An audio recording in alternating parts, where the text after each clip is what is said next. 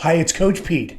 The number one thing we talk to so many families about is teaching them how to improve communication. And the number one thing you can do to improve communication is to bring a warm heart and an open mind and be curious in the meeting. As human beings, we have an open loop system, which is that if I show up to the meeting a bit uptight, not really trusting and respecting who you are, guess what? That's what I'm going to get back from the person across the table. The more you can bring the right tone, a warm heart, be curious, suspend your judgments and your history, and really listen to the other person, the more you can find out what they think, what they want, what they believe in, and the more you can express the same, and the more you can make your situation better.